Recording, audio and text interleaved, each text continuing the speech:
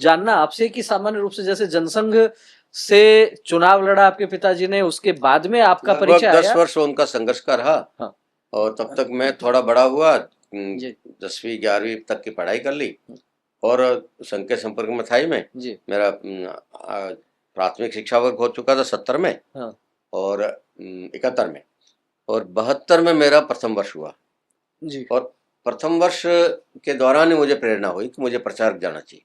अच्छा। घर की आर्थिक स्थिति अच्छी नहीं थी, ये मैंने बताया है। हम्म। और मेरे ऊपर ये दायित्व था, सबसे बड़ा था मैं घर में भाई बहनों में, तो मेरे पर दायित्व था कि मैं तुरंत 11वीं पास करते ही तुरंत कहीं काम धंधे में लगूं और पिताजी का हाथ बटाऊं। जी। और उस समय मेरे प्रचारक ने मुझे कहा कि आपको प्रचारक जाना चाहिए, और मैं 17.5 साल की उम्र में घर छोड़ गया। 17.5 वर्ष की आयु में प्रचारक निकल गए। निकल वो गया। कौन प्रचारक थे, उनका नाम ध्यान है आज जिन्होंने प्रेरित किया? विजय कृष्ण नाहर उसमें हमारे विभाग प्रचारक थे। अच्छा। तो प्रचारक बनने की प्रेरणा उनसे मिली, विजय कृष्ण जी से मिली। बाद में स्वर्गीय लक्ष्मण सिंह शेखावत हमारे विभाग प्रचारक रहे, और स्वर्गीय किशन भैया जी हमारे प्रांत प्रचारक थे, पहले विभाग प्रचारक फिर प्रांत प्रचारक जी। तो उन दोनों का बहुत सानिध्य मुझे रहा। फिर स्वर्गीय नरमोहन जी का सानिध्य बहुत रहा। तो मेरे जीवन पे जो ब्रह्मदेव जी प्रांत प्रचारक थे जब मैं तहसील प्रचारक था, तो उनका भी असर रहा, मानुसोहन सिंह जी। तो ये 5-7 लोग हैं वरिष्ठ प्रचारक जिनका मेरे जीवन पे प्रभाव पड़ा। सबसे अधिक मुझे मोटिवेट किया, और तराशा, जिसे मोटिवेट कहने से ज्यादा बेटर शब्द है, गढ़ने का काम जिन्होंने मेरे को किया। जो गढ़ा, मेरे को तराशा, जी। वो थे स्वर्गीय लक्ष्मण सिंह शेखावत। बहुत बारीकी से तराशा उन्होंने, एक एक चीज को ध्यान से देखते थे और समय समय पर टोकते थे, समझाते थे, रास्ता बताते थे। कितने वर्ष प्रचारक जीवन रहा आपका? बस मैं 73 में निकला था जी, फरवरी में। फरवरी 73 में मैंने द्वितीय वर्ष किया, 74 में तृतीय वर्ष किया। सोजत तहसील मेरे पास थी जी। और 75 में इमरजेंसी लग गई। हाँ। तो इमरजेंसी के दौरान मैं मीशा का वारंट था मेरे नाम, तो अंडरग्राउंड था मैं। और अंडरग्राउंड रहते हुए पहले सोजत में काम किया, फिर मुझे सिरोही तो कुछ समय के लिए भेजा, कुछ महीने सिरोही में रहा। यूँ करते करते फिर मुझे आदेश हुआ 14 नवंबर को पहला सत्याग्रह जब प्रारंभ हुआ जी, 14 नवंबर 1975। तो उस पहले जत्थे में मुझे जाना चाहिए, ये आदेश हुआ कि तुम पहले अंदर जाओ, पीछे से हम और भेजेंगे तो उनको संभालना अंदर। अच्छा। माननीय लक्ष्मण सिंह जी का आदेश था। तो जेल जाना हुआ इमरजेंसी में। तो 75 में 14 नवंबर 75 को मैंने पहला सत्याग्रह किया। मेरे साथ एक और थे सोजत के कार्यकर्ता कमल सिंह, हम दोनों जेल में गए। अगले हफ्ते दूसरा बैच आना था, लेकिन किसी कारण से नहीं आ पाया। तो 2 हफ्ते निकल गए, फिर आदेश हुआ कि चलो जमात करवा लो। तो 25 दिन बाद हम दोनों जमात करा के बाहर आ गए। और उसके कुछ दिन बाद 30 दिसंबर को मुझे दोबारा सत्याग्रह करने का आदेश हुआ। वो मैंने पाली से किया। उसमें उसमें वो माणकचंद महात्मा मेरे साथ थे। हम दोनों ने मिलकर पाली में सत्याग्रह किया। उसमें हमको DIR मिला। सोजत में 107 151 में गिरफ्तारी हुई थी जी, पाली में DIR में गिरफ्तारी हुई। और उसके बाद फिर लंबे समय जेल में रहने का वो रहा। पाली जेल में भी रहे कुछ महीने। फिर उसमें मैंने 11वीं की परीक्षा वहां से दी थी। अच्छा। तो उसके लिए हमको फॉर्म भरवा दिया था। मैंने लक्ष्मण सिंह जी ने पता नहीं क्या सोच के इमरजेंसी लगने से पहले मेरे से फॉर्म भरवा दिया था। तो उस समय वो परीक्षा आ गई, तो हमको अजमेर जेल में भेजा। 1 महीना अजमेर जेल में रह के हमने परीक्षा दी।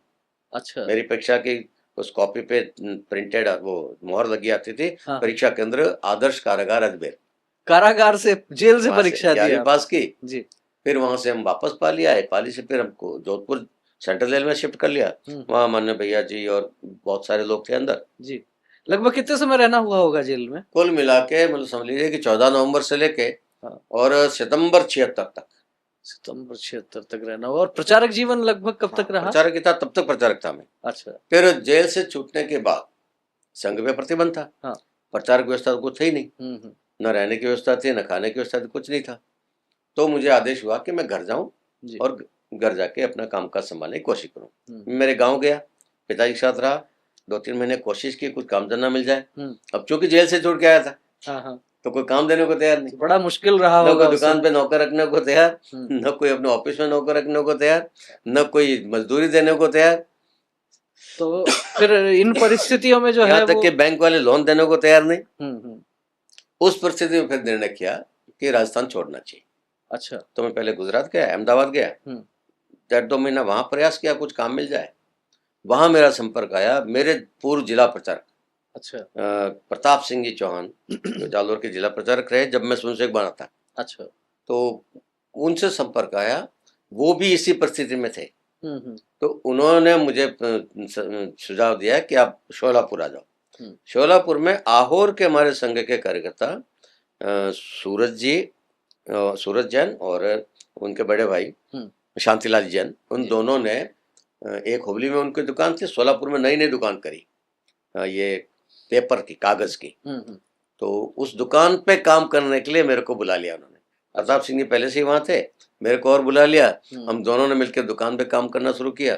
पर वहां भी वही हाल था, दुकान दिन भर दुकान, सुबह शाम शाखा। अच्छा। संघ का काम हम दोनों ये करते थे। तो 5-1 महीना सोलापुर रहना हुआ।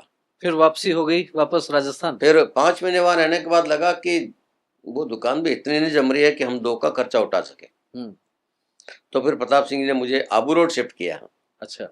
आबू रोड में एक लेथ मशीन लगाई, लेथ मशीन जी, वो जो लोहे का काम करते हैं जो, हाँ। वो लेथ मशीन लगाई, उसको संभालने का काम दिया। उनके बड़े भाई कारीगर थे, वो कारीगरी का काम वो करते थे, उनको हेल्पर के रूप में मेरे को वहां रखा।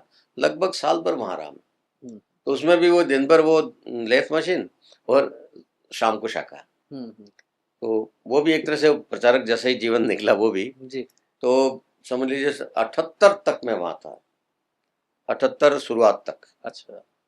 फिर वहां से मैं निकला तो तब तक मेरा समानांतर पढ़ाई भी चल रही थी। बीए प्रथम वर्ष मैंने उसमें पास किया 78 में, और उसके बाद मेरी शादी की तैयारी हो गई। तो जुलाई 78 में मेरी शादी हुई, और फिर मैं गया वहां से। मेरे एक दोस्त मुझे ले गया शादी से पहले। फालना में एक दोस्त था मेरा जो मेरे कक्षा में साथ पढ़ा हुआ 5वीं तक। उन्होंने एक दुकान करी थी, वो बच्चों का जो झूला होता है, हाँ। फोल्डिंग वाला जी, वो बेबी क्रेडल बेचने के लिए उन्होंने पूरे देश का जिम्मा लिया। अच्छा। तो एज सेल्स मैन मुझे उन्होंने रखा।